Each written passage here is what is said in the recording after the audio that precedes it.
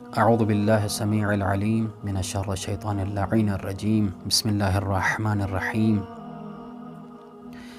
قال تبارک وتعالی فی محکمہ البیان یا ایھا الذین آمنوا کتب علیکم الصیام کما کتب علی الذین من قبلکم لعلکم تتقون۔ ان قریب ماہ رمضان المبارک ہم سے ودا ہو رہا ہے، ایسا مہینہ جس میں اللہ میزبان تھا اور ہم مہمان تھے۔ خدا کے اسی ماہ کے اس عظیم نعمات سے ہم محروم ہوتے جا رہے ہیں۔ خداوند متعال کی وہ رحمتیں اور وہ برکتیں جو ہمارے اوپر نازل ہو رہی تھی مسلسل، اگلے سال تک یہیں برکتوں اور رحمتوں اور مغفرت کے ماہ کے امید لیے ہم اس ماہ مبارک کو ہم ودا کر رہے ہیں۔ امام سجاد علیہ السلام ہو یا دیگر ائمہ، آپ نے سنا ہوگا اہل بیت علیہم السلام جب ماہ رمضان المبارک کی آمد ہوتی تھی تو اہل بیت علیہم السلام خوش ہوا کرتے تھے۔ جب ماہ مبارک رمضان ودا ہونے جا رہا تھا یا ہونے والا تھا تو اہل بیت علیہم السلام غمگین ہو رہے تھے۔ غمگین ہونا اور ماہ رمضان مبارک کی آمد کو دیکھ کر خوش ہونا، یہ ان لوگوں کو نصیب ہوتا ہے جو لوگ ماہ مبارک رمضان کی معرفت رکھتے ہیں۔ خداوند متعال نے انسانوں کے اوپر روزے فرض کیے ہیں تاکہ لوگ متقی ہو جائے، تاکہ لوگ پرہیزگار ہو جائے۔ عزیزان محترم،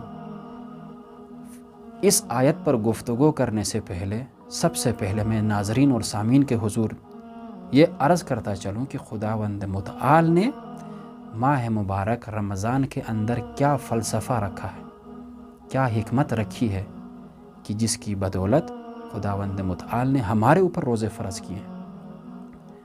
ایک فلسفہ اور ایک حکمت تو ابھی بیان کیا ہے کہ خداوند متعال نے روزہ اس لیے فرض کیا ہے تاکہ انسان متقی ہو جائے۔ اگر انسان روزہ رکھے اور متقی نہ ہو جائے، اگر انسان روزہ رکھے اپنے گناہوں سے باز نہ آ جائے، اگر انسان روزہ رکھیں اور اپنی سابقہ حالت کو تبدیل نہ کرے اچھی حالت میں، تو کیا یہی انسان ماہ رمضان المبارک کے فلسفے سے آشنا ہے یا ماہ مبارک رمضان کی حکمت سے لابلد ہے؟ ماہ مبارک رمضان کی حکمت اور فلسفہ عرض کر چکا ہوں کہ تقوی الہی کا حصول ہے روزے سے۔ اگر انسان ماہ مبارک رمضان کا روزہ رکھے اور اس کا جو ہدف ہے وہ حاصل نہ کرے، میں اپنی ناقص مطالعے کی روح سے عرض کرتا ہوں کہ یہیں انسان کو جو فائدہ حاصل ہونا چاہیے وہ فائدہ حاصل نہیں ہوگا۔ ماہ مبارک رمضان کے روزوں کے حوالے سے خداوند متعال حدیث قدسی میں فرماتے ہیں الصوم لی وانا اجزی بہ۔ ماہ مبارک رمضان کے روزے ہوں یا جو بھی روزہ ہو میرے لیے ہیں، میں ہی خود اس کا اجر دوں گا۔ خداوند متعال ہی اس ماہ مبارک رمضان کا اجر دے گا ہمارے لیے۔ ماہ مبارک رمضان کا اجر کیا ہے عزیزان؟ میں ایک حدیث عرض کرتا چلوں۔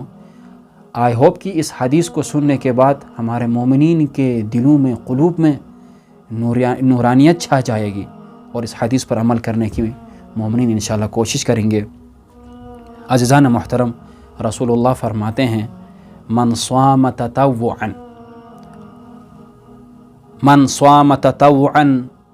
فلو اؤتی ملء الارض ذهبا ما وفی اجرہ دون یوم الحساب۔ اگر انسان خدا کی بارگاہ میں خدا کی رضایت کے لیے ایک مستحب روزہ رکھے تو خداوند متعال کے اجر کی بات میں بعد میں عرض کروں گا۔ اس حدیث پر توجہ دینے کی ضرورت ہے کہ اگر انسان خدا کے لیے ایک روزہ رکھے تو اس روزے کا پاداش، اس روزے کا اجر پوری دنیا کو اگر سونے سے بھر دیں اور اس پوری دنیا کو اس انسان کے لیے دیں تو بھی کم ہے اس روزے کے مقابلے میں۔ اس روزے کا ثواب خداوند متعال آخرت میں دے دے گا۔ مستحب روزے کی اتنی اہمیت ہے، اتنا اجر و ثواب ہے کہ پوری دنیا اگر سونے سے بھر جائے تو بھی کم ہے۔ تو اگر انسان واجب روزہ رکھے اللہ کی رضا کے لیے تو خداوند متعال اس انسان کو کتنا ثواب دے دے گا۔ ماہ رمضان المبارک کے روزوں کی اہمیت بہت بیان کی گئی ہے عزیزان محترم۔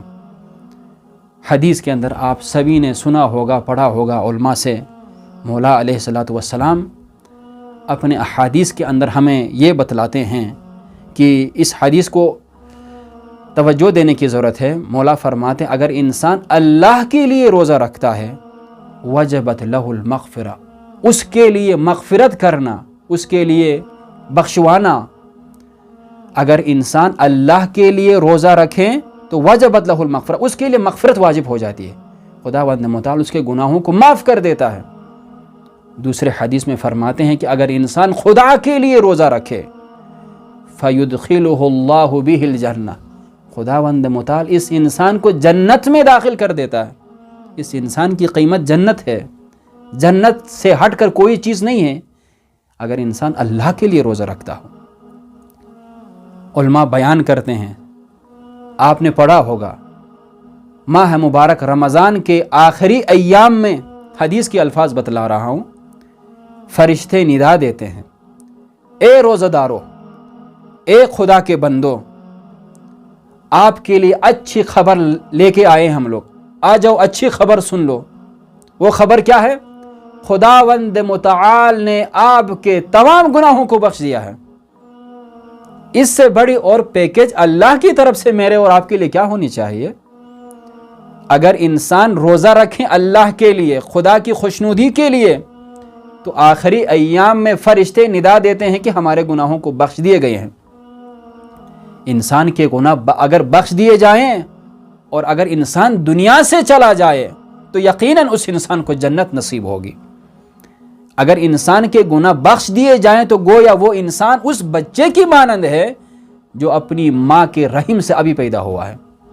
لہٰذا انسان کو چاہیے کہ اس ماہ مبارک رمضان کی معرفت کو سمجھ لے، اور جب عید کا چاند نظر آ جاتا ہے تو یہ نہ کہے کہ شکر خدایا کہ کل سے دمادم مست قلندر کھانا شروع ہوگا۔ اللہ کے حضور غمگین ہونے کا مقام ہے۔ اللہ کے گھر سے، اللہ کے میزبانی، اللہ کے اس سے میزبانی سے ہم خارج ہو رہے ہیں۔ اللہ کے گھر سے ہم، یعنی اگر میں اپنے الفاظ میں بیان کروں، جب ہم کسی کے ہاں مہمان ہو کے جا رہے ہیں اور وہاں سے نکل جائیں اور اس گھر میں بہت سارے فیسلٹیز ہوں، بہت سارے انعامات ہمیں دیے جا رہے ہوں، اور اگر وہاں سے ہم نکلیں تو کتنا تکلیف محسوس ہوتا ہے۔ رونے کا مقام ہے عنقریب ہمارے لیے۔ خدا کی بارگاہ میں التجا ہے کہ خداوند متعال ہم سب کو اس ماہ مبارک رمضان کی معرفت حاصل کرتے ہوئے اس دنیا سے جانے کی توفیق عنایت کرے، اور آئندہ سال بھی ماہ مبارک رمضان کے روزوں کو درک کرنے کی خداوند متعال ہم سب کو توفیق دے، اور خدا ہم سب کو یہ بھی توفیق دے کہ جب ماہ مبارک رمضان آ جائے تو ہمیں خوش ہونے، اور جب ہم سے ودا ہو جائے تو ہمیں غمگین ہونے کی توفیق عنایت کرے۔ آخر میں ایک یہ دعا بھی کرتا چلوں کہ خداوند متعال فلسطین میں موجود تمام مسلمانوں کو اپنے حفظ و امان میں رکھے، اور امریکہ اور اس کے ناجائز اولاد اسرائیل کو خداوند متعال اس ماہ مبارک رمضان کے صدقے میں، یا مولا ہم آپ کی بارگاہ میں عیدی کے طور پر یہ چیز طلب کرتے ہیں کہ امریکہ اور اسرائیل کو نیست و نابود فرما۔ والسلام علیکم ورحمۃ اللہ وبرکاتہ۔